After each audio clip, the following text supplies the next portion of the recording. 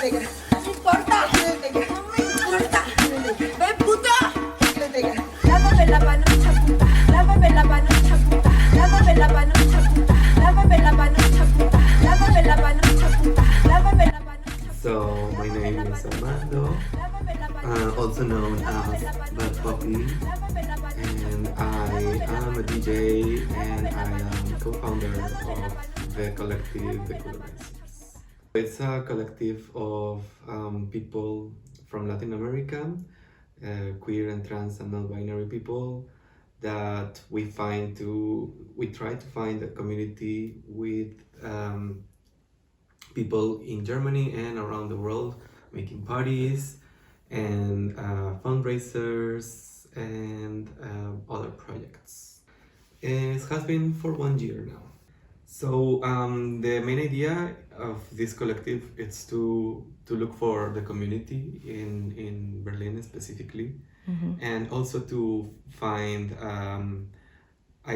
more ideas and more spaces to focus on decolonizing the dance floor, decolonizing the festivals, the way of thinking, the approach to things that are mainly artistic or driven to like the party direction, and also to find more people around Berlin, because it's a non-diverse city and country. So this is like the meeting point for all of the people that want to like meet each other. So the first party, we organized it like with very little time in between. I think it was like 20 days in advance that we started organizing these. And yeah, it was just, I guess, the Latin way, like everything on the last time. Like we didn't have confirmed like the place, like the drinks were not confirmed. So it was just a process to like learn everything, because we didn't have someone who was like guiding us, because the people that are in the collective, like they don't really have like a lot of experience. There's just one person who has been organizing parties like for, I guess, a couple of years, like 3 years maybe. So it was a little bit chaotic and everyone was super nervous, because also was like the first party. We didn't knew how much money, how many people, if the place was gonna be okay, if the sound was gonna be okay. But we did it at the end. It was very fulfilling to see that all the work that we did pay out. Like there was a lot of people very happy, a lot of people asking for like the next party, when was gonna be it. People that were like saying thank you for organizing this. It has been like a long time since I don't know, like I listened to reggaeton or listen to cumbias, or listen to or see like other people that I didn't knew that they were living here. It was just more like enjoying ourselves together with other people. So it was very nice. So after this, like we for sure continue to do like other parties. At the beginning, I was doing the end course, or like the spaces in between the acts of House of Living Colors, and I was just selecting music, so it was kind of a selector thing. Nevertheless, I got paid, and after this I applied for the No Shade mentoring program, which I got. And then after this I was so much better, like not just with the selection but also with mixing and getting like the vibe of the party going on. My first gig ever paid, as not even as a DJ but as a lector, was in House of Living Colors, which is, yeah, like that like was the bar. Like in House of Living Colors, it's always like a party or organization, a house that the bar it's high when it's about like paying and treating the people that are like involved in the house well.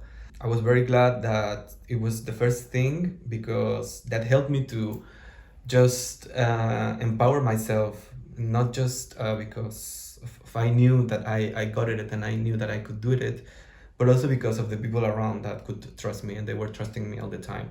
After this, it was like that, like getting at other parties like berries, and also working in Dice Festival.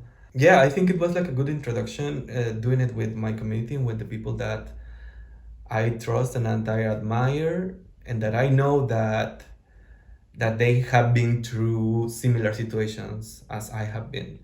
So I'm just very lucky to just have my first gig in House of Living Colors, a paid gig, and not even like knowing very well what I was doing. That was very empowering for me. I think it also depends on the context, of what or who is asking for, no? Because if I know, like, for example, like the QTPOC festival that they've been doing, like, I think for 2 years, they don't have really like a budget to like pay people, and I would like to, and I put myself there for participation because I know it's like for my community, and it's like someone who is like organizing and working also probably more than I am working for.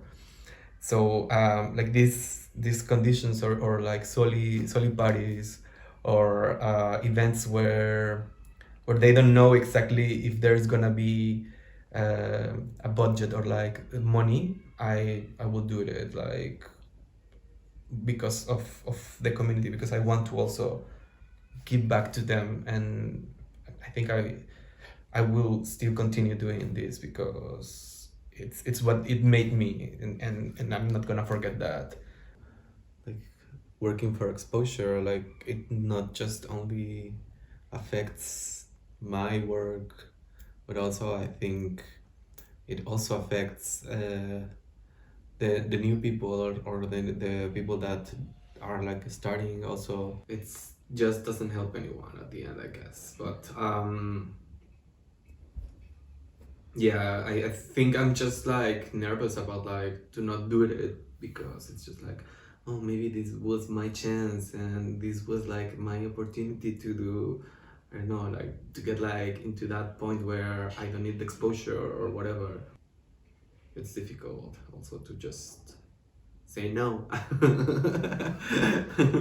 Especially when it's like these guys on work, no? It's because I don't know, like I come from this mindset of like you don't say no to work, and you also need to work even if it's for free to call more work. So so I'm just trying to learn that and just to get it out of my mind, and yeah, be more like this and more objective when they are asking me for like stuff.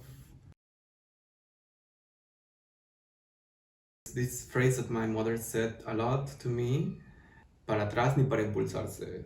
So it's basically like, do not go backwards. No, do not even go backwards, even if you want to just have a lift, a context that you have in your mind, remembering everything that you have been going through, and everything that you have done, and everything that you have acquired from your past years, and having that present whenever you are going forward, or when you are going to a direction that is not back.